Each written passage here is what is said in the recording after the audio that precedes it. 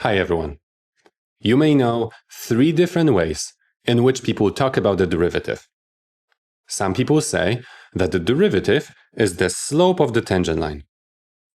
Others say that the derivative is the limit of a certain quotient. People who like physics like to say that the derivative is the instantaneous rate of change. Out of these 3 different ways of talking about the derivative, which one is the real definition of the derivative? The real definition is the middle one. The derivative is the limit of a certain quotient. The other 2 are ways of interpreting the derivative. To understand this, I have a problem for us to complete. If you would like to try this problem on your own first, download these notes using the link in the video description.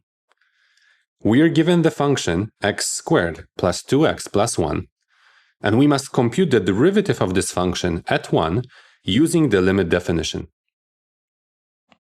So I write the limit as h goes to 0 of f of 1 plus h minus f of 1 divided by h. This is what the limit definition says when it comes to taking the derivative at x equal to 1.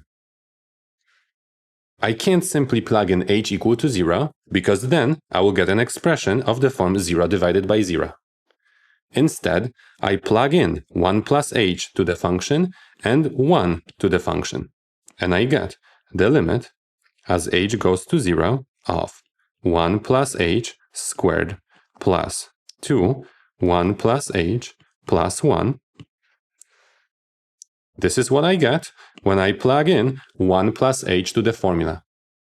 Then I will plug in 1 and I get minus 1 squared plus 2 times 1 plus 1. Everything gets divided by h. To compute this limit, I will simplify the numerator. First, I multiply out the first parentheses. When I square it, I get 1 plus 2h plus h squared. Then I multiply 2 by the 2 terms inside of the second parentheses, and I get plus 2 plus 2h plus 1 outside of the parentheses. Finally, I distribute the minus to every term inside of the third parentheses, and I get minus 1, minus 2, minus 1. Everything divided by h.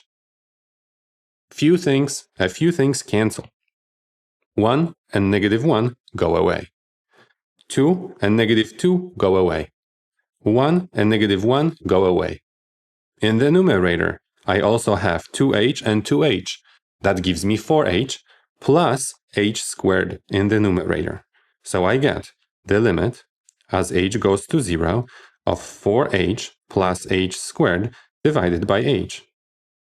This allows me to factor h from 2 terms in the numerator, and I get the limit as h goes to 0 of h, 4 plus h divided by h. Then I divide out h, which leaves me with the limit as h goes to 0 of 4 plus h. Plugging in 0 for h to this expression gives me 4. The derivative of the function f at 1 is 4. What is the meaning of that number? We can understand this number in 2 different ways, using geometry and using physics. Let's start with geometry. We must interpret f prime of 1 as the slope of the tangent line, and then say what f prime of 1 tells us about the graph of f at x equal to 1.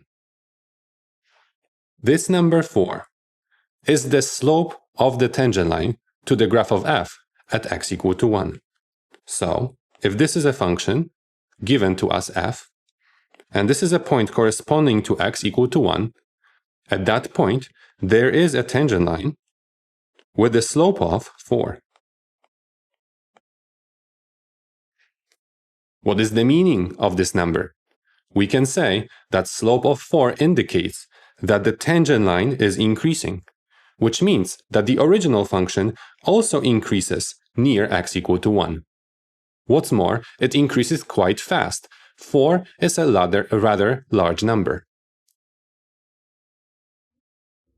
To understand this number 4, to understand the meaning of the derivative using physics, we must assign some meaning to the formula of the function.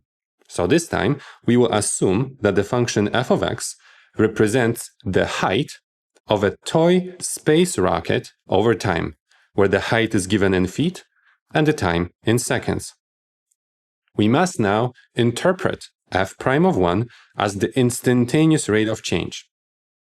In our case, f prime of 1 was 4, which means that the instantaneous rate of change of the position function, in other words, instantaneous rate of change of f of x, is 4. Because f of x is the position function, the instantaneous rate of change of the position function has a different name. It's called instantaneous velocity. This means that the rocket was going up with the instantaneous velocity of 4 feet per second. And it was going up with that instantaneous velocity at the first second, exactly the moment of the first second.